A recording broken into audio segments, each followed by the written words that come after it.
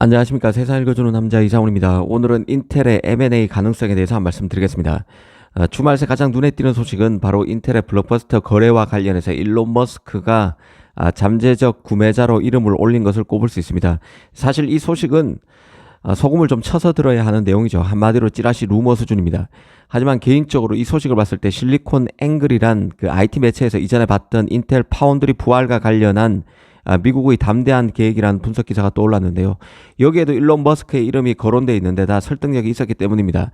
다시 머스크가 인텔 파운드리 잠재적 구매자로 언급된 마당에 이런 얘기를 한번 해보고자 합니다.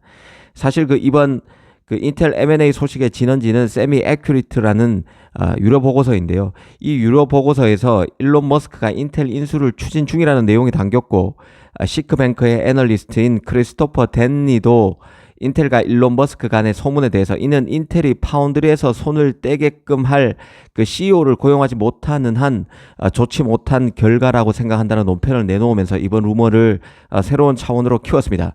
아시는 분은 아시겠지만 이 크리스토퍼 댄리는 인텔 파운드리 사업에 매우 비판적인 입장을 견지하고 있는 사람입니다. 그런 맥락에서 기술적 천재이자 혁명적 발상에 능한 머스크가 인텔 파운드리를 가져가도 별 수 없을 것이라는 냉소적인 입장을 또 한번 드러냈다고 볼 수 있습니다. 사실 이 정도에서 끝났다면 시장에 그렇게 영향을 주지 못했을 것인데요. 여기에 대해서 에피소드가 또 있었습니다. 이 반도체 분석회사 세미 애널리시스의 분석가인 딜런 파텔이 자신의 X 계정에 일론의 비행기가 플로리다에 있고 글로벌 파운드리와 퀄컴의 비행기도 플로리다에 있다. 또 인텔에 무슨 일이 일어나고 있는지 궁금한 사람이 있다면 이들이 모두 트럼프 소유의 플로리다에 있는 리조트인 마르라고에 있다고 또 업로드했습니다. 인텔을 구하는 것만이 인텔을 다시 위대하게 미국을 다시 위대하게 만들 수 있다고 업로드를 한 것이죠. 이 업로드 내용이 기름을 부었습니다. 마치 인텔을 살리기 위한 범국가적 프로젝트가 플로리다에 있는 트럼프 리조트 마르라고에서 지금 논의되고 있는 것처럼 그런 뉘앙스의 업로드가 있었던 것입니다. 사실 지금 어떤 식으로든 인텔 파운드리에 관심을 갖고 있는 곳으로 꼽히는 데는 퀄컴 등 극소수 업체 말고는 없습니다. AMD 등은 자신의 의사와 무관하게 계속 얘기가 흘러나오는 것 같습니다.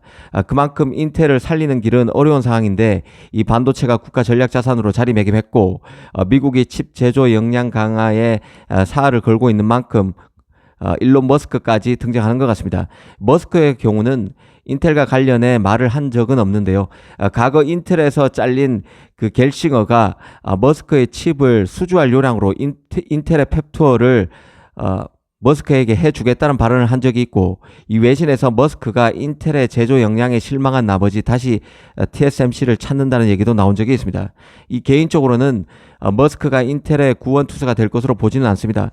인텔 파운드리가 너무 공룡인 탓인데요. 다만 시장에서는 다양한 추측과 분석이 난무하는 상황이고 그런 차원에서 머스크의 다음 행보에도 관심이 집중되고 있는 것만은 틀림없는 사실 같습니다. 사실 머스크가 어떤 식으로든 실제 인텔 인수를 추진한다면 이는 반도체 업계에 엄청난 파장을 불고 올 수밖에 없습니다. 그 경우 머스크가 재원 마련을 위해서 자신이 보유한 테슬라 주식 등이 물량으로 나올 수도 있습니다. 중장기적으로는 테슬라 입장에서 XAI 인공지능 칩셋 등을 자체적으로 제작해서 조달하는 것을 상상해 볼 수도 있을 것입니다. 혹자는 만약 머스크가 인텔 인수에 진짜 나선다면 염두에 두고 있다면 양자 컴퓨터 산업 등도 겨냥한 장기 포석일 수 있다는 얘기도 하는 사람들이 있습니다. 사실 오늘 하고 싶은 얘기는 따로 있는데요. 일전에 봤던 실리콘 앵글 분석 기사와 관련해서입니다. 이 내용에서는 인텔의 매각 필요성, 어떻게 구조를 짜야 매각이 가능할까 등등의 얘기가 나옵니다. 일단 인텔을 매각할 수밖에 없는 이유와 관련해서는 인텔에서 핵심인 X86 사업이 장기적으로 하락하고 TSMC가 주도하고 있는 ARM 프로세서에 대한 웨이퍼 수요는 최소한 10배 더 크다는 점을 지목했습니다. 앞으로 인텔이 첨단 제조에서 경쟁할 규모가 점점 부족해질 것이란 뜻이죠. 이미 선단 노드에서 경쟁력 있는 수율을 올리는데 TSMC보다 1년 이상 뒤처진 상태고 프로세서 노드가 더 비싸지면서 경쟁력 유지 조건도 갈수록 침식되고 있다고 봤습니다.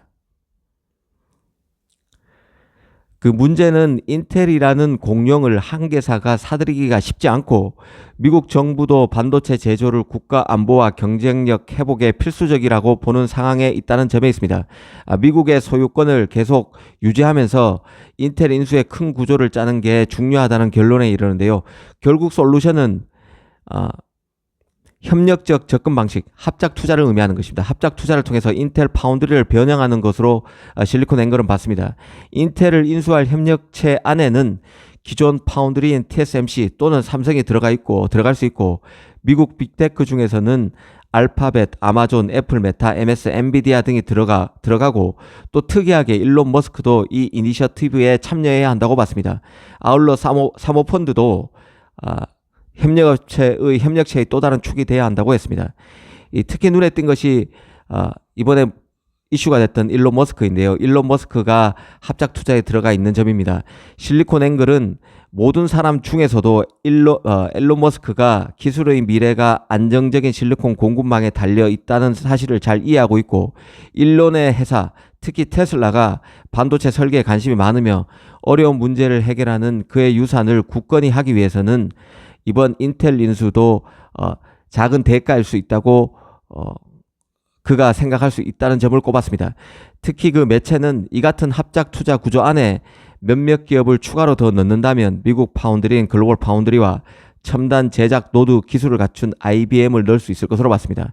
이 인텔 인수를 위한 협력체 구조에 TSMC 또는 삼성의 파트너십이 필요한 이유로는 인텔의 재정적 부담을 줄이는 동시에 성공에 필요한 전문성을 보장한다는 이유를 달았습니다.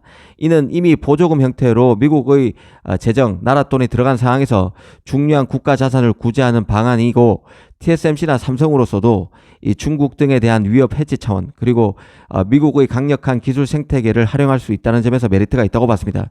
이 분석 보고서는 인텔이 파운드리 매각을 결정할 수밖에 없는 이유도 들었는데요.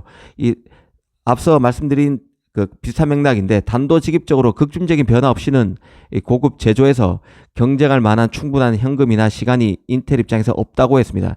팹을 짓고 운영하는 비용이 너무 비싸지고 있는데 인텔은 TSMC와 경쟁하는 데 걸리는 6년과 수익을 내기 시작하는 데 걸리는 10년을 버틸 수 없다고 봤습니다.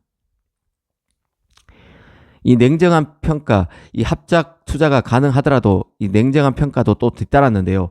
인텔이 이런 합작 투자로 결집된 협력체의 지분을 매각하더라도 시장에서 경쟁력을 갖추는 데는 10년 이상이 걸릴 것으로 봤습니다. 최소한 3개의 고급 팹 사이클이 필요한데 첫 번째 공장은 진입점을 제공하고 두 번째 공장은 파운드리를 안정적인 상태로 만드는데 그리고 세 번째 공장은 손익분기점을 넘는 데 필요하다고 봤습니다. 각 사이클은 최소 2년 이상 지속되고 수용 가능한 수율을 얻기 위해서 추가로 1년 반 또는 2년이 걸린다는 것입니다. 그래서 최상의 추정은 합작 투자가 실행 가능한 경쟁자로 자리매김하는 데는 최소 10년이나 12년이 걸릴 것으로 봤습니다. 이번 시간에는 상상의 시나리오지만 인텔 인수와 관련해서 다양한 시나리오가 고려되고 있음을 생각해 보는 시간을 가졌습니다. 특히 일론 머스크와 관련해서도 이래저래 한번 생각해 봤습니다. 감사합니다.